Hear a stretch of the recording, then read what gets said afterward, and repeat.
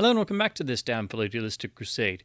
This video is a review of the Kino Lorber release of a recent Paramount 4K scan and master of Secret of the Incas, the 1954 film, which is most notable for being one of the primary cinematic influences on Indiana Jones, not only due to the fact that Charlton Heston's lead character is a bit grizzled and a fortune hunter who wears a suspiciously familiar-looking costume in terms of hat, leather jacket, and of course, even having the stubble giving him that sort of indie look, but the film having a number of sequences that do really seem to predate certain sequences we'd see in, at the very least, Raiders and Temple of Doom, but it is also one of the films that Spielberg and others ran for the crew when making Raiders of the Lost Ark, or at least in the pre-production. So it was one of the films that was very much on the minds of Spielberg and Lucas when preparing Raiders, along with the primary influence of Republic serials, most of all.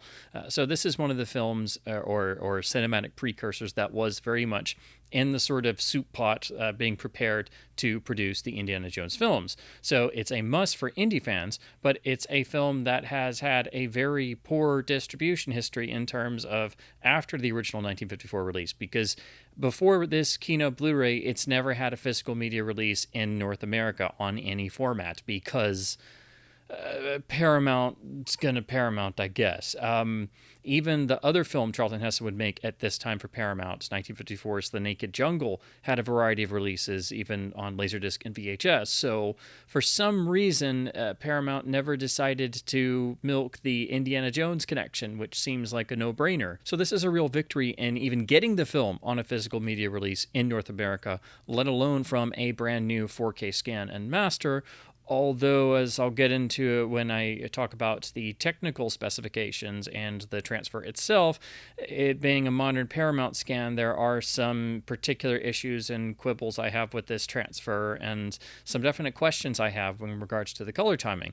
It's also not a meticulously restored transfer, so it's one of these essentially protection master upgrades that is far beyond the only other editions we've seen worldwide. There was an Imprint Blu-ray release in Australia that I'll also go over later in this review that was from a pre-existing master, but obviously it's not up to the technical standards of this new scan, but it doesn't have the color timing issues of this new scan and master either. So this is a film that's long been overdue for any type of physical media release, and also hopefully generating more discussion as it being part of the really fascinating sort of 50s genre of really, I guess what I would term location adventure revivals that started with 1950s remake of King Solomon's Mines. That seems to have been the film that was ridiculously successful on release that sort of jump-started this sort of trend, at least through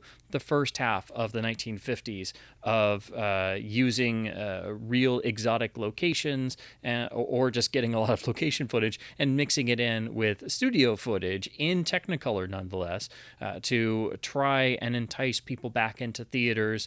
And then, of course, this started going along with the development of the widescreen revolution to try and encourage people to step away from their television sets at home. And a globe-trotting adventure film with lots of exotic locations and real location footage, especially in Technicolor at that time in the 1950s, and a film like Secret of the Incas that's also in widescreen. And it pretty much is a no-brainer in terms of mashing different elements together to make something that seems exotic and larger than life, and certainly something that you're not going to get at home on your television set in the early to mid 50s. So this is a film that is going to be very obscure to most people outside of maybe knowing the indie connection. I myself knew of the film for years and had seen images of Charlton Heston in the costume as our character Harry Steele, who, pretty much looks like the spitting image of a 1950s Indiana Jones. So the connection between this film and Raiders is right there, not even getting into the handful of sequences that were very much direct inspirations for scenes in both Raiders and Temple of Doom. But it's a film I never got to see in its entirety, really until this release, because it was only seen in very rare television airings, and then people had to record them on tape back in the day, and very low quality in terms of just trying to preserve the film. And then it was only recently that we got the Australian Imprint Blu-ray release of the pre-existing master that apparently Paramount had just on a shelf. So it's really Paramount not ever releasing this film on home video for whatever reason that caused it to basically slip into the unknown outside of devoted and passionate indie fans looking for all the cinematic references the films were making, and then trying to find all of the cinematic precursors. And again, this film was actually shown during the pre-production of Raiders of the Lost Ark to the cast and crew by Spielberg himself to sort of give them the idea of what they were shooting for. So if any film deserves to get the moniker of the inspiration for Indiana Jones, it has to be Secret of the Incas alongside the classic Republic cliffhanger serials. Secret of the Incas, in terms of its plot setup, just to give you an idea for those who haven't seen it, and I know that's going to be the majority of people because it's, again, never been available before on home video in North America. And before that, it was only the one Australian Blu-ray from a couple of years ago, and then that's been it.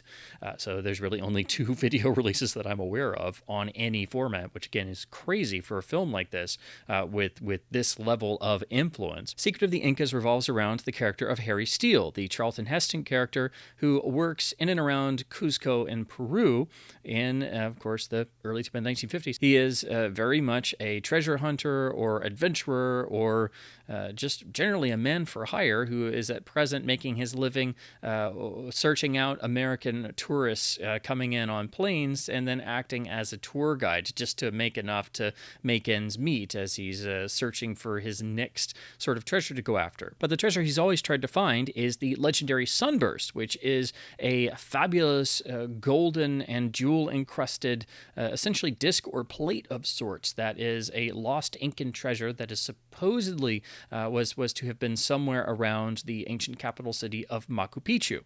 And events and certain elements start coming to light that perhaps Harry Steele has some sort of line on perhaps finally being able to find the missing Sunburst. But of course, he must get through various events and deal with the criminal element in Cuzco itself. This element is led by the Morgan character, played by Thomas Mitchell, who's essentially, you could basically call him the Sidney Greenstreet type character of this film, who has sort of the thumb in every pie and complete knowledge of the criminal element, and who has himself searched for the Sunburst treasure for decades. And the two characters have a sort of a long history together and a sort of back and forth rivalry that sometimes goes into, literally turns into murder attempts or ways to outwit one another. And so it's a sort of classical dynamic that we recognize from Pulp Fiction and adventure films and would be replicated several times over in both the Star Wars original trilogy and the Indy trilogy. So this is very much like the Cairo sequences in Raiders in terms of having the sort of seedy city atmosphere and our lead character dealing with elements of the criminal underworld and having to navigate through the different factions of the underworld. And for a 1950s film, this also fits with other films of this sort of genre and even other films that were still more in a sort of noir territory. I think, for example, of a lot of the Bogart vehicles around this time period, like Sirocco, for example, which themselves were sort of riffing on Casablanca elements, and there's definitely quite a bit of that in this film. So the influence of Casablanca reaches well into these 1950s adventure films. Into this is thrown the Elena character, played by Nicole Moret, who is I believe she's a Romanian defector who's looking for a way to essentially find passage to secretly get her way into the United States without being captured and deported. And so she sees Harry Steele as her means of getting there, and of course becomes the love interest of the film. And then it becomes a sort of partnership of necessity, because Steele has a sort of line on perhaps finding the Sunburst, and they manage to finally sneak their way out of Cuzco via plane, and and then use a river raft to have a rafting sequence, shades of Temple of Doom there.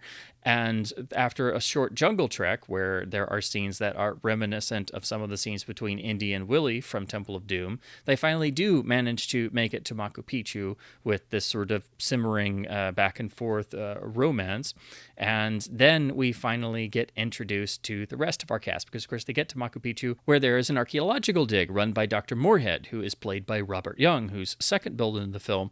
And this also has shades of Raiders, because you have an archaeological dig going on where they don't quite believe that there's an artifact there, although there are many legends and rumors, and one can only think about that for a few seconds before you realize that it is reminiscent of Indy getting to Egypt and then the Nazis being at the archaeological dig site in and around Tanis and not realizing that they're literally on top of the Well of the Souls, and so you can make the direct parallels there. This is where the film is building to. For me, and I think a lot of people, the problem is going to be that in terms of the story structure and the script and the overall pacing, it takes quite some time to actually get to the Machu Picchu location, the archaeological dig site, and potentially being able to discover the fabulous sunburst treasure itself. There's a good chunk of the film that takes place in Cuzco, so the first act is really one that takes a while to get going, and while it's fine setup, it takes us so long to actually get to the dig site and then potentially having different factions trying to uncover and abscond away with this fabulous treasure that it actually makes the key plot point and the whole trying to get said treasure feel more like an afterthought, because it takes so long to actually get to that point. And there's also not a lot of action throughout. Most films in this sort of 50s genre of location action-adventure films, again, starting really with the King Solomon's Mines remake, a good number of these are not heavy on action, and so they can feel a little bit slow, and Secret of the Incas, unfortunately, really does feel quite slow. It's a film that relies more on the atmosphere that it builds to really drive things along. And this is aided immeasurably by all of the location footage that they had to go on location and actually get. But it being a 1950s film, of course, it's mixed in with studio footage. Some films would do quite a lot of location footage with the principal actors and also do a lot of scene shooting on principal locations and do a really good job of mixing that in with the set footage. They did apparently have Charlton Heston do some of the location footage, and I think in some of the shots you can tell it's him, but the rest of it, it's stand-ins, and the location footage, when seen today in the film, does really stick out, and you can tell when it's jumping back and forth between location footage of stand-ins going around or trekking up the hills or going through the jungle, or the actual footage of Machu Picchu itself, and then it cuts into the majority of the film being shot at Paramount. So it's still very much a studio-bound film, and most of these films would do things like this, where it's mostly studio-bound and it would be peppered in with location footage, and you can usually tell when it's almost always going to be stand-ins, and this would become more and more common practice and would even start to be used in television. But it is one of the films that relies more on that, as opposed to a film like Plunder of the Sun, which is very much around the same time period, where you actually do have a film shot primarily on location and does have the stars in real ancient ruins, and it's much more cohesive in that sense because it's pretty much all shot on location with only some studio usage. And Plunder of the Sun is also interesting because you've got a secret treasure, you've got various factions out to get it. It is very similar in terms of plotting and story and tone and atmosphere to what you get in Secret of the Incas. But Plunder of the Sun was produced by John Wayne's production company, starred Glenn Ford, and interestingly is much more in a noir sensibility. So when you see Plunder of the Sun, while it has all the elements of the 50s period globe-trotting adventure films, it's done in black and white and shot just like a noir and has all of the smoldering intensity of a noir starring Glenn Ford. And that's what makes the film work, because I do think that film also has some scripting problems and very clearly draws on a lot of the Maltese Falcon. And in some ways, you could argue it's trying to kind of remake the Maltese Falcon in just a different locale. But it manages to be a bit more cohesive, and it's done through a sort of film noir sensibility. Whereas Secret of the Incas, you don't have that. And it seems like Paramount was, it's not a B film, but it's kind of made with some of the feeling of a B film, I think. And you also don't have a lot of big names behind the camera. The film was directed by Jerry Hopper, who directed a number of interesting programmer titles and other films for Paramount in the 1950s, but would quickly transition over into directing a lot of television episodes for the rest of his directorial career. And I think you can feel some of that in the film, in terms of some of the staging being a bit simple and it being mostly studio and set bound. And again, it doesn't help that there's not a whole lot of action throughout, and you've got that whole first act in Cusco is very much extended and does take up quite a large chunk of the running time. So again, it's a film that's much more about atmosphere and having that sense of the period in which it was made. So there's a sort of time capsule feel to it. And this is aided immeasurably by the very lived-in performance of Charlton Heston, in terms of the vibes he's giving off, and the fact that he's frequently unshaven and has several days worth of stubble, and you can see the actors looking a little bit sweaty and desperate because of the tropical climates. And I would say, without question, the film is at its absolute best when you have the scenes of the essentially two-hander scenes between Charlton Heston facing off against the legend that was Thomas Mitchell, and when they're going at it, and you see all of the duplicity underneath the dialogue, and how at a moment's notice, each character knows that they could kill the other. And if it was a question of having to kill the other to get the sunburst and get away with it, then there's going to be no hesitation, even though they kind of have a begrudging admiration for one another. And I think that's when the film is at its height and at its strongest, and you get the most dramatic charge. The other moments would be the moments that are going to feel the most indie-like, and the moments that directly influenced the films. The most obvious one, besides having visual moments, or our lead two characters, hero and heroine, on a river rafting sequence, and the guy is dressed just like Indy and the woman is a blonde, and then they have a sort of coming together in a jungle around a fire. There are visual signifiers.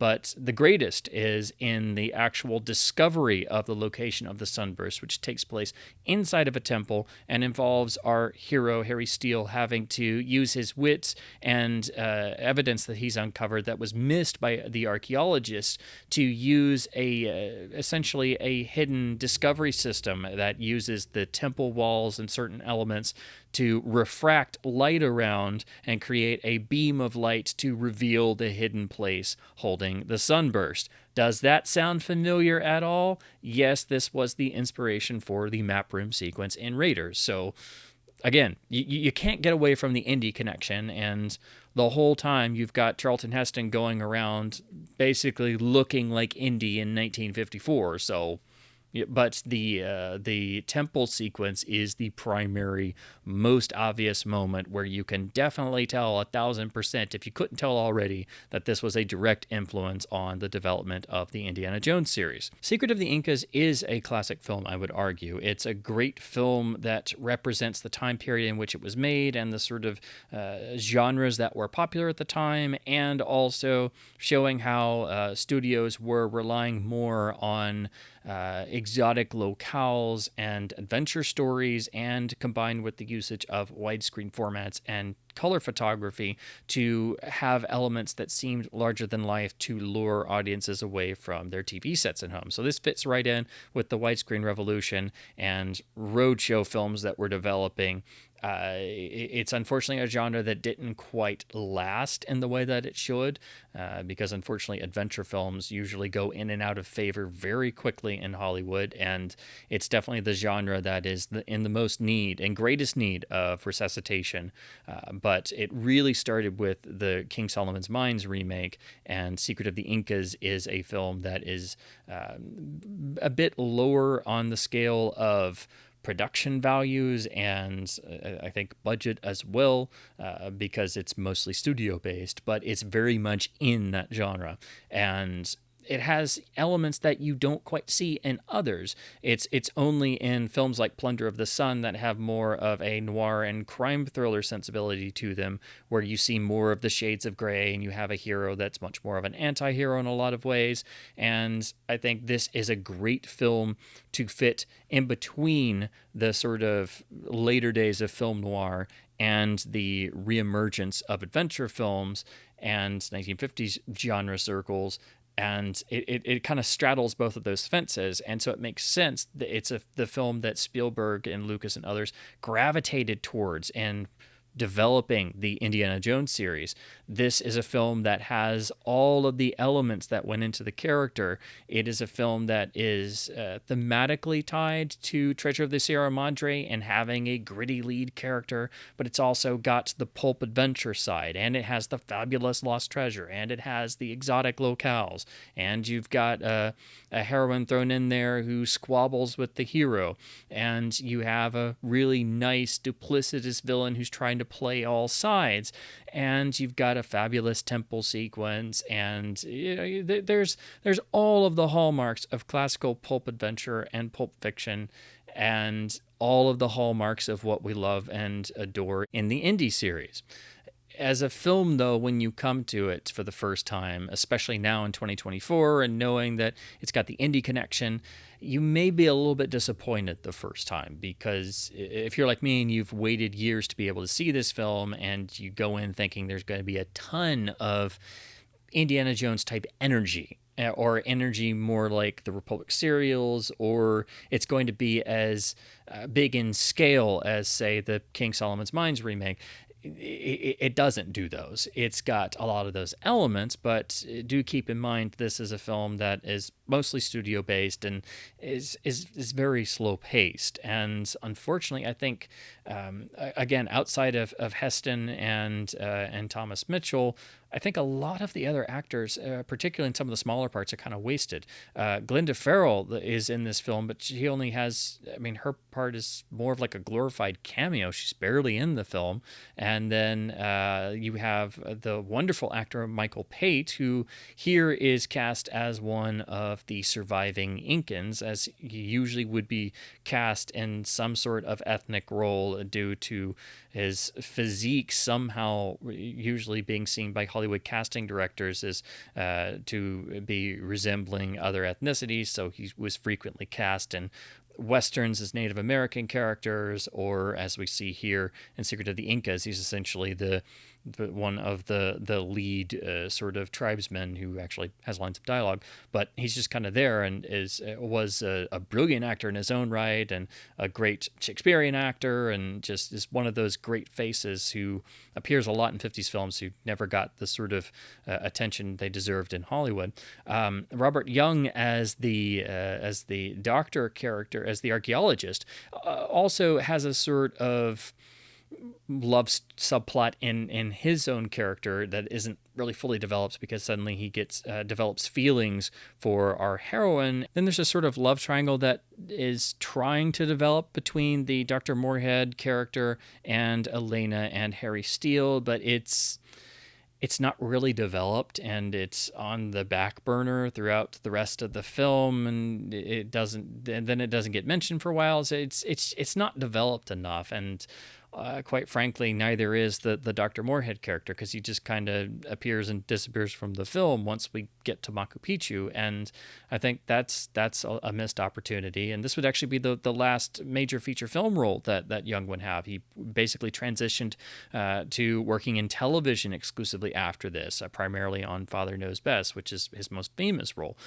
So this is unfortunately really his last major huzzah in feature films, and it's not really that much of a part to write home about. It's one that should have been developed more. And then you have the other element of the film that most people who know the film are going to remember or think of, which is the inclusion of Uma Sumac as the I guess essentially the lead singer and performer of the surrounding Inca tribes around Machu Picchu. Sumac was a Peruvian singer who was extraordinarily famous at the time and had sold a great number of records that I guess today would be termed Latin or easy listening tincture or something, but she had an incredible vocal range and performs some of those songs from her records in the film. And the idea is that she's singing songs of the tribe and such, but in spite of her incredible vocal abilities and fame at the time, the film basically comes to a dead stop when we have yet another song number, and she's basically, from what I can tell, it looks like she's basically essentially performing to or lip syncing to her own tracks from her albums. And while they provide great atmosphere, it again, every time we have one of these sequences in the film, it does kind of make the film come to a dead stop, and we have another of these, and it's like, okay, we got it the first time. But she does perform songs for the opening and closing. Those are the best moments because it's atmospheric, and we have it over the opening titles for the main theme, and then that comes back in at the closing, and that really fits. So it's those songs and numbers that perform the best because it's all about atmosphere and having the opening and conclusion have a sense of grandeur to them. Those really work. It's the, I think it's 2 or 3 song numbers that pop up in the film, and once we get that sort of midpoint, that kind of make the film come to a grinding halt. Otherwise, she's just playing a sort of character around the archaeological dig site who it's not really well developed, and there's a sense that perhaps she's jealous of the newcomers and that perhaps she might have some unrequited feelings for the Dr. Moorhead character, but again, like the central love triangle, that's not really developed enough. So it was a great idea, and I think a casting coup and something they could sell the film on, to have Sumac in the film and actually performing, but again, some of the performances in the film kind of, especially because they're essentially lip synced to prior pre-existing recordings, it does kind of make the film come to a stop on a couple points, and we have to go through another couple minutes of that. But that's it's Sumac's participation. That's the other unique element that makes the film really stand out and is one of the most memorable things. And you sit there marveling at her vocal abilities for sure. Ultimately, I think Secret of the Incas, again, is a classic. It shouldn't have taken this long to get a North American home video release. And I think it should be celebrated more for the Indiana Jones influence, which is extraordinarily obvious. It is just a film, though, that I wish was, quite frankly, better written in some areas. I do think it takes too long to get to Machu Picchu, and I think it could have been reworked a few different ways to have more direct connection to the archaeological dig. And I think the Dr. Moorhead character and the sort of love triangle that develops that's hinted at should have been more developed, and that would have made not only that character, but the sort of romance subplot feel a bit more fulfilling. I think the film does gain back energy tremendously when, of course, the nefarious Thomas Mitchell character appears at the Machu Picchu dig site. That's not really a spoiler because you know it's coming. You know he's going to know exactly what they're up to. And that's when the energy level comes back up. But even there, it's just a film that is undeniably classic and undeniably influential, but it is also the product of the time in which it was made and the style of the production. Had it been a greater budgeted film and had it been shot mostly or entirely on location, it probably would have played a little bit differently, even if they had the same script. If it was less studio bound, there would have naturally been a different sort of flavor had it actually been our principal actors primarily on location for, say, 60 or 70% of the film. So it's a film that I think rewards multiple viewings, and it's a shame that it's taken this long to actually get it in circulation, because because, again, it's never had a home video release before this point. It remains satisfying overall, but in the realm of 1950s adventure films with a great deal of location footage or primarily shot on location, I think it does rank a bit lower than films like King Solomon's Mines or even Plunder of the Sun, which again has a lot of the same elements but plays around with them in a different sort of way. Now to talk about the Kino Lorber Blu-ray release itself, which is derived from a recent Paramount 4K scan of the separation elements in terms of the color separations, or the YCMs, yellow, cyan, magenta. This is not coming from the original camera negative, but is a brand new scan of very, very good elements. Again, the original color separations themselves, and is probably about the best that can be done for this film. This is also the first modern scan it's ever gotten. So the only prior release that I'm aware of is the 2022 release by the Imprint label in Australia, which used an older master and had a lot of the same things we saw on older masters of Technicolor Paramount films, like When Worlds Collide, which did get a Laserdisc and DVD release, and then the Australian Imprint Blu-ray used that master but gave it to us in HD. And so the Imprint version of that film and the older US releases, along with the Imprint release of Secret of the Incas, shows similarities in that it was some older print source that did have some color fringing where the Technicolor elements didn't quite align, and so you get that sort of trademark halo fringe of around around people or objects or edges, and did show considerable bits of damage and wear, and also had significant wear in the soundtrack. Now, just like When Worlds Collide, Paramount revisited Secret of the Incas finally, did a new 4K scan of whatever elements they had, and Kino released it on Blu-ray, whereas Paramount did their own master of When Worlds Collide.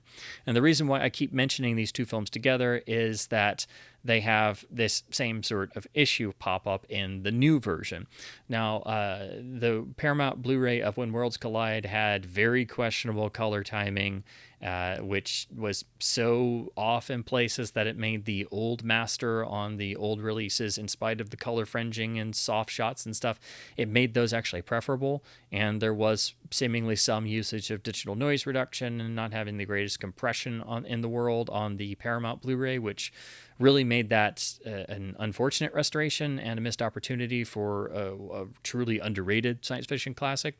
Well, on Secret of the Incas, I can thankfully say it's not quite at that level, but the color timing is the big thing here that gives me pause.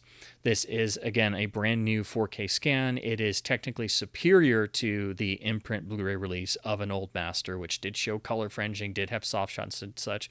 But if you were to look at images of that, that old master does relatively resemble what you would expect color-wise and overall image appearance from a 1950s Technicolor film.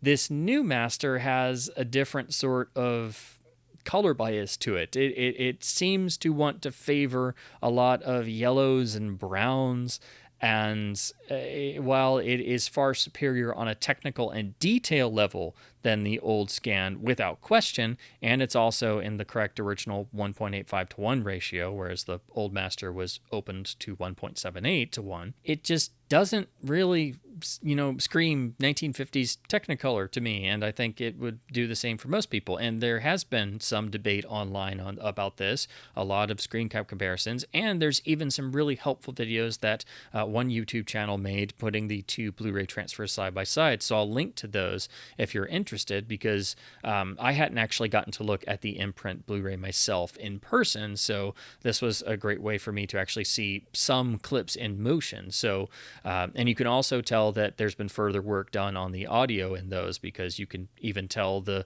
difference in terms of how the track on the Imprint release has a lot more noise and also additional damage as well. So I'm really going to have to get the Imprint release myself to double check them in person. Plus that release does have more and exclusive extras to it. But again, this new transfer is fantastic on a technical level. It does retain the original ratio. It is far stronger in terms of detail than the old master. And it also seemingly handles the day for night shots correctly, which is something that can vary wildly on any transfer of a film, because day for night involved stopping down the camera and using filters to try and shoot nighttime sequences during the day. And there are a lot of these peppered throughout Secret of the Incas once we get to Machu Picchu. Even some of Ima Sumak's song numbers are actually technically taking place at night. And in the old master on the imprint disc, they seemingly weren't times dark at all. And I don't know if they were that way on original release prints, but you would think that they would be done day for night to match the other day for night shots. And all of those are pretty much uniform on the new Paramount master on this Kino release. So that's another sort of trade-off. It looks like they got those right, but without an original dye transfer Technicolor print to reference. This is just me doing pure guesswork. But my issue here is the color timing seems inconsistent with a 1950s Technicolor film. It at times looks great, but there are particular moments where I think most people will notice there's a different sort of color cast going on. Particularly, you'll notice it in the interiors. There's sometimes where the image is a bit bluish, but it's mostly seemingly wanting to do these yellows and browns, and there's times where the skin tones are very sort of yellow-brown, and again, there's a much more natural feeling appearance to the old master on the imprint release.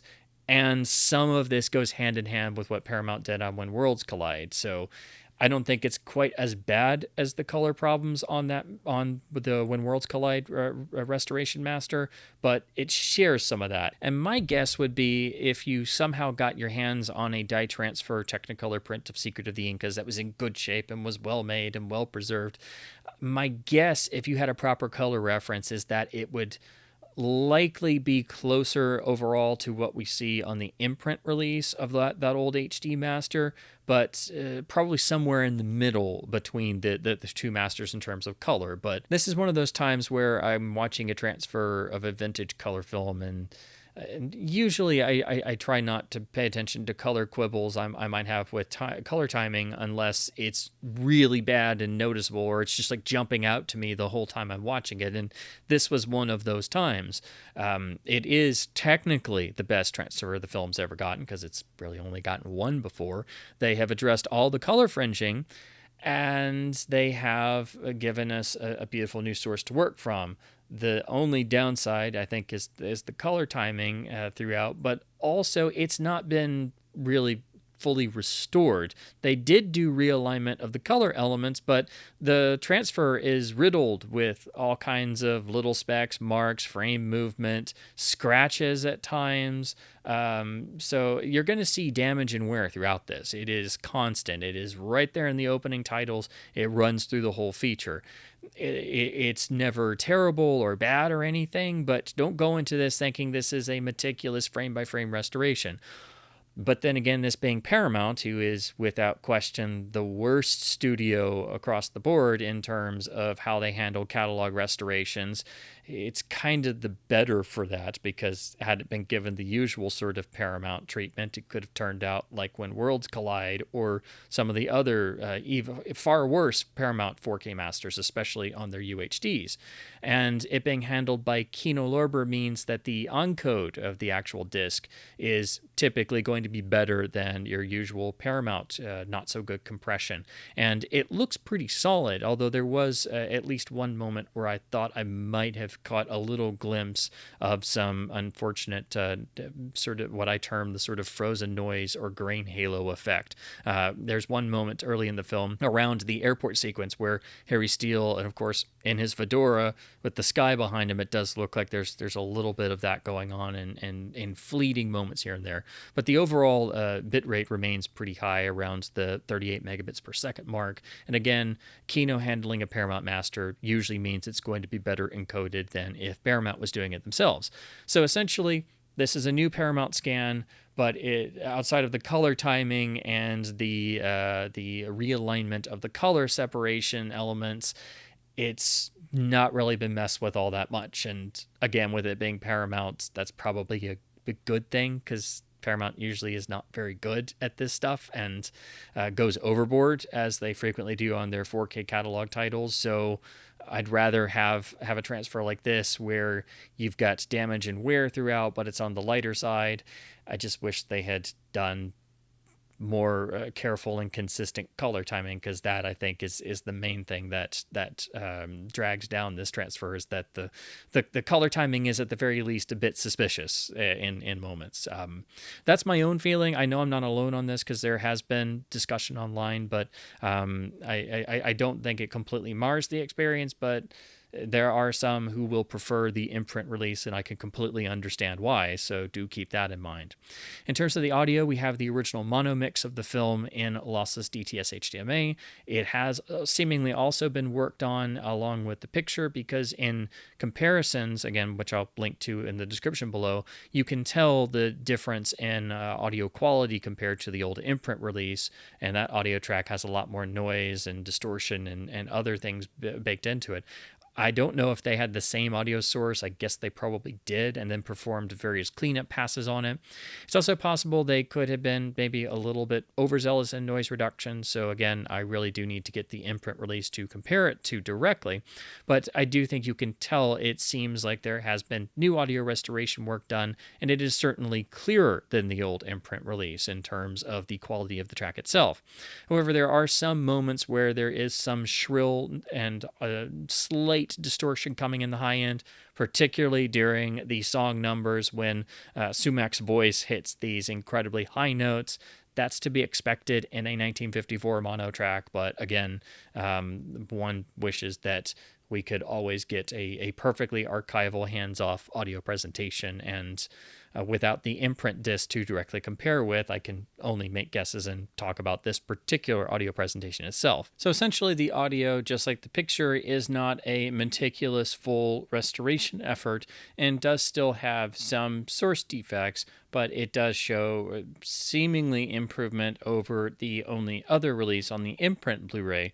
But again, until I actually get that particular disc to look at for myself, I can't exactly say if it's a 100% improvement. It seems like that in the few short comparison clips that I've heard, but again, I just don't have that disc in my collection to actually reference. But it does seem like an upgrade, just like the picture. So overall, this is a picture and sound transfer that will at least be impressive enough, and thankfully is a new 4K scan, and some effort has gone in to doing some cleanup work, particularly in doing the Technicolor realignment of the color separation, so there's no fringing issues, and there has been some audio cleanup work done. But again, it's good for what it is, but one would hope that this could have gotten full restoration efforts, since they went to the trouble of doing a new 4K scan and doing audio work. But again, with it being Paramount and their track record since restarting their catalog titles and doing their own restoration work is, shall we say, not very good. It might be better that this film didn't get more restoration efforts, but the actual technical qualities of the scan itself make this the best on a technical level. It's just that you're going to see damage marks, some missing frames and frame movement, and here somewhere in the audio track throughout. And most of I could live with that in terms of it being understandable that they didn't do a full restoration on this title. It's more the color timing that gives me pause, because as I've said, it does seem questionable in certain areas, and overall, it does lead some, rather understandably, to prefer the old HD master on the imprint release. In terms of packaging and artwork, Kino did give the film, surprisingly, one of their slipcovers that they do on more of their modern releases, in terms of how they use some sort of vintage original, usually a foreign poster, and print it on the slipcover, which is otherwise in their standard sort of style.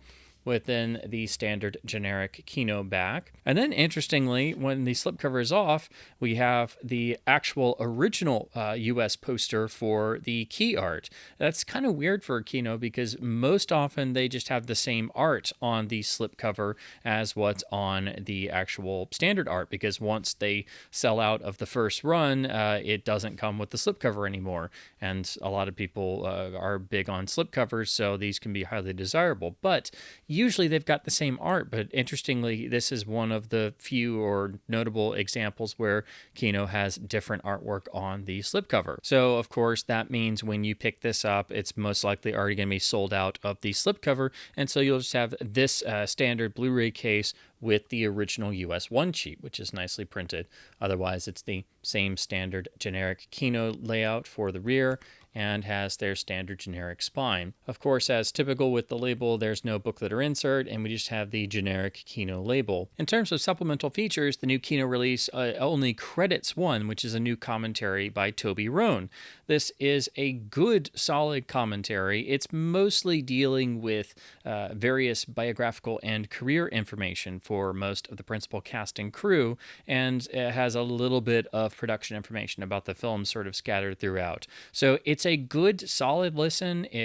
Rohn's style is very nice and easy to listen to, but it's one of those tracks where, again, more or most of the focus is going to be on giving career and background detail on most of the principals and a little bit of production information about the film. But I think that's also because there's unfortunately not a whole lot of information out there around this particular film. And I think a lot of that is due to the fact that it's just simply not been available. Again, it took until 2023 for the film to get a physical media release in North America, which is just kind of nuts. But that also is how a lot of Paramount's library has been handled, because they were very slow to really embrace catalog titles, and then it was sporadic at best in the Laserdisc era, and then moving into DVD, and then they just switched off essentially from doing catalog titles until reopening their home video division essentially, and actually starting to do new masters of catalog titles. So there's a good chunk of the Paramount library that has not seen a lot of video releases, and then some, like Secret of the Incas, that has simply never had a home video history as it should have.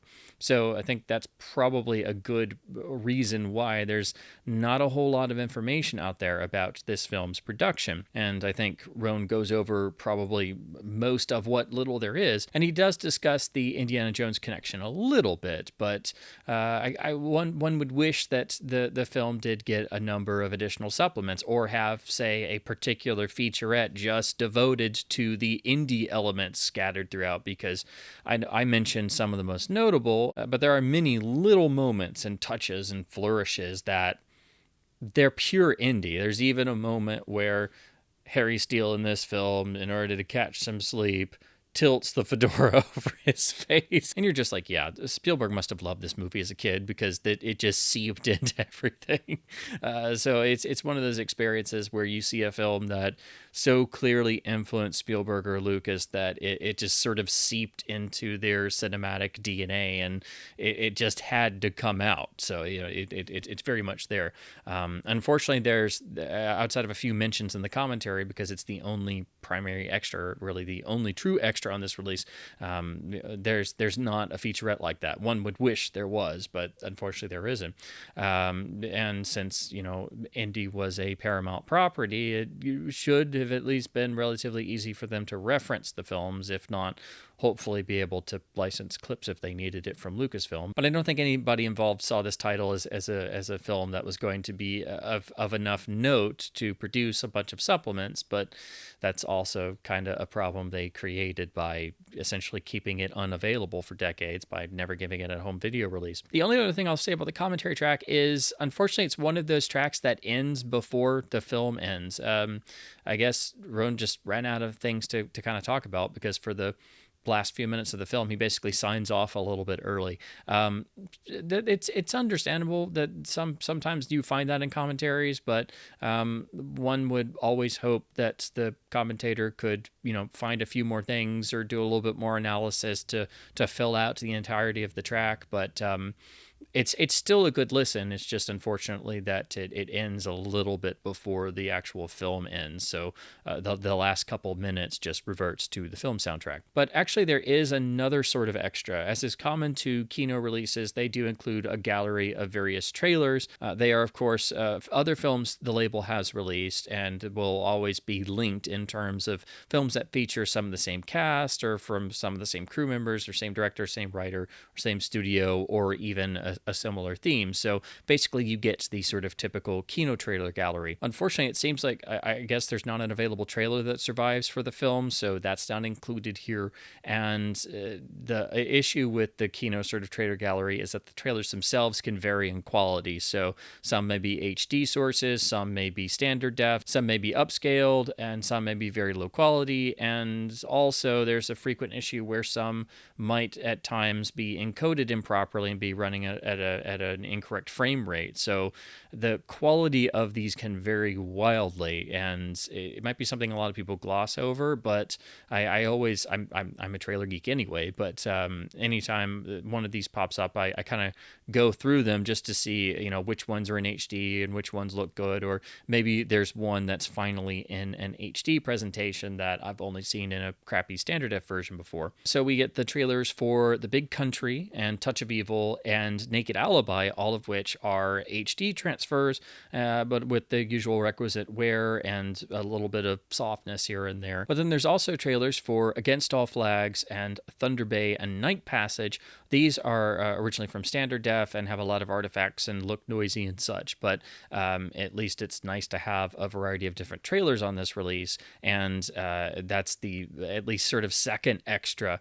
But as is common with some Kino releases, it's not actually put on the box or the case or credited anywhere that there's at least a trailer gallery of associated features if it doesn't have the trailer for Secret of the Incas. Now, in comparison to the Imprint release, that release did have a different unique commentary track by Philippa Berry, so that's important to have the Imprint release for. And then there's also a 10-minute critic appreciation piece as well, in addition to the radio adaptation that actually starred Charlton Heston. So there is a Golden Age radio adaptation, I believe for Lux Radio Theater, with the star of the film, as was common at the time if they could get them. So there's that on that Imprint release as well. So technically the Imprint release does have the better extras because there's not only a unique commentary for that, but a separate critic piece and the vintage radio broadcast. And also apparently there's a stills gallery on that release as well. So I think the Imprint release does have the certainly the spiffier supplemental features section, but it's a different commentary to the Toby Roan commentary. So you kind of need both if you're a completist. So I do think it's important to have the Imprint release for those supplements, and of course having the older HD master, which does have a different color timing approach. So that is a release I will have to track down now that I've seen the Kino release of the modern Paramount version, and I'll be very curious to check out the commentary and supplements on that release, because I would like to know more about the film, and I'm curious to see if those extras and supplements can add any more to what information we already have from just various online articles, production information, and then the Toby Roan commentary on the Kino release. So overall, I think this is at least a solid release, and finally we have the film on a North American home video release, because it's taken all of home video to even get a release at all. And then amazingly, the film was granted a new 4K scan of surviving elements, and they did perform color realignment of the Technicolor separations, and they actually did do some work on the audio. And while neither was fully restored, it's at least the best technical presentation we've seen of the film. Again, my issue is with the color timing, and that is the only element that I think really does drag down the overall presentation, because you can quickly get used to the fact that it's a transfer that's going to have some inherent wear, and they didn't clean up any of the scratches or wear in some of the transitional opticals, or any of the little specks and bits of frame movement and things. You can very, very quickly get used to that it's more hands-off, and again, coming from Paramount, that's actually preferable given their overzealous cleanup practices. But it's that color timing I keep coming back to, and it is noticeable when you watch the film, even if you haven't seen it before.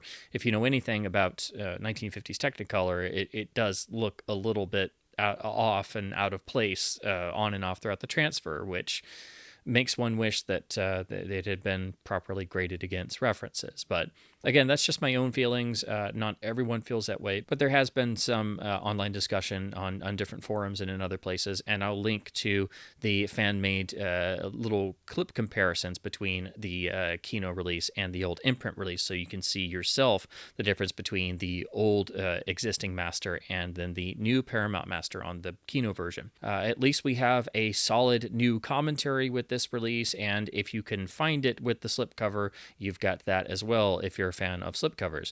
It's also got a very low purchase or asking list price, so it's also very affordable, and it's rescuing a title from obscurity, because before this point, but even before the Imprint release in 2022, your only option was to try and find somebody's VHS capture of like a 1990s AMC broadcast airing, maybe floating around online somewhere, or maybe if somebody tried uploading something like that to YouTube before it maybe got yanked, or it was something like that. It was looking around gray market and obscure sources, just trying to see any version of the film, because it was so hard to see and so rare. And it never got a DVD release. Obviously, it never got a Laserdisc release. It never even got a VHS release. And again, that's just kind of mind-boggling. It's not like this was a film that people didn't know about, and if it was marketed properly by a home video department, they could have sold tons of copies just by underlining the indie connection. So that's going to be the main draw for people today. This is going to be the reason why most people are even aware of the film.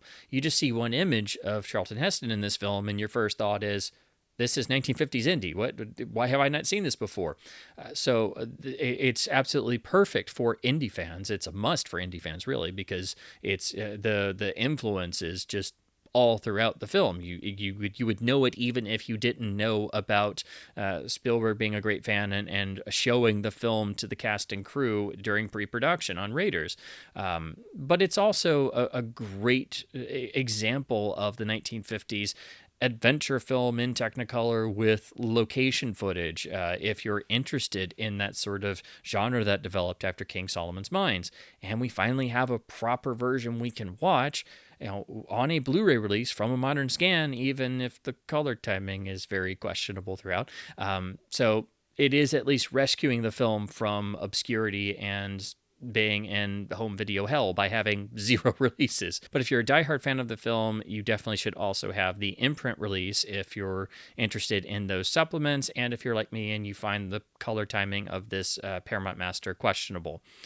So as always, I hope my babblings about classic films and physical media releases has been at least somewhat fun and informative. This is a real victory to get a film finally on a physical media release in North America, and from a new scan as well, even if I myself don't think it's as pristine or as well done as it could be. At least we now have something for the film, and it's in its best technical quality in terms of detail, and it being a new scan and having some restoration work performed on it. But again, there is damage throughout, and it does have that dodgy color timing. But it's also very affordable on the Kino Lorber release, and it does have a solid new commentary, and it's finally a way for people to be able to see the film, because before this point, you were very much out of luck unless you knew somebody who somehow had a copy, or you managed to find whatever version that was floating around online. Again, this is before the Imprint release in Australia in 2022. So it's only been since 2022 that you could actually see any decent, proper version of this film.